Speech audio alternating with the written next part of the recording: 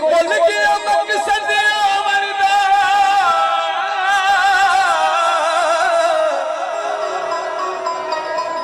कोई करके मकसद हल चलिया इथे हर कोई फरीद मुसाफरी कोई अज चलिया कोई कल चलिया बाबे ने लिखिया तेरे कोलों नहीं उसदा मैं मुल पैना कारी अकल से आनिया मैं पुल पाए दोवे जान के करिए मैं एक पासे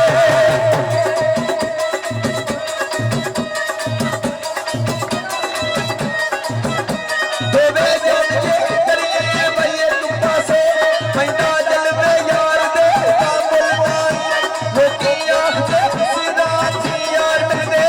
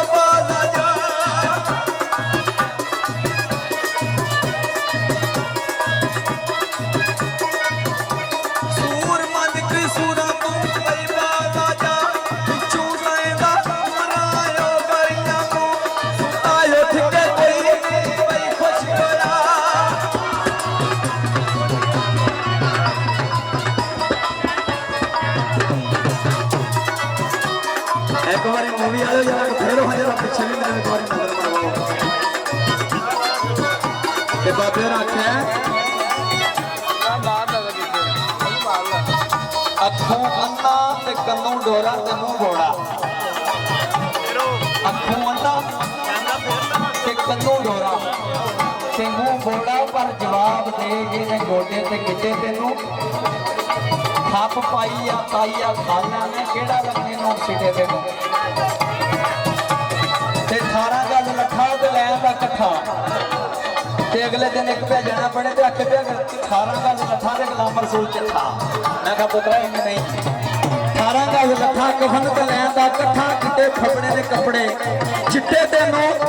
नकम्मा के मरियो कसूर बंदा दस हुणे थे केड़ा रोवे ते चिट्टे तेनू ते फिर की आख्या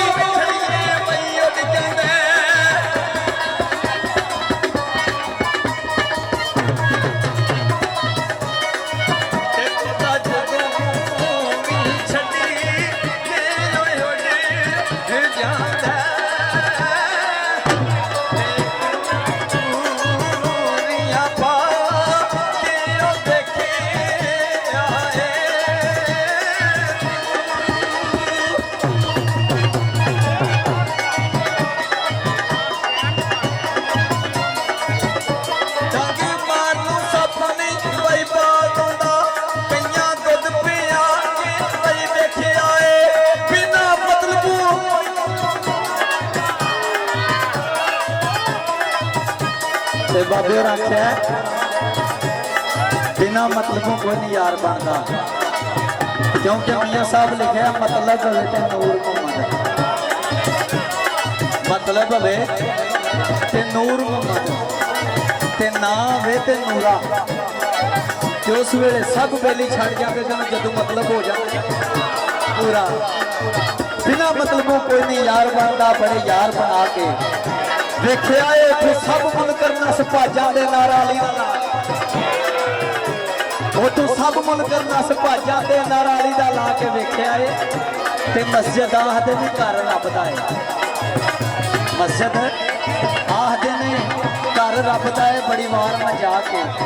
देखिया मैनू किसी ने आख्या बह जा बड़े मत्थे घसा देखिया पर घर रब दा मोमन दा कल्ब छाती जिन्हें भी पा के देखा है पर वाह वाह करके सारे टोल के बड़े शेर सुना वाह वाह करके सारे टोल के पर गाउन सुना के देखा है उड़क छड़ने जान कसूर मंदा बड़ी उम्र ढा के देखा है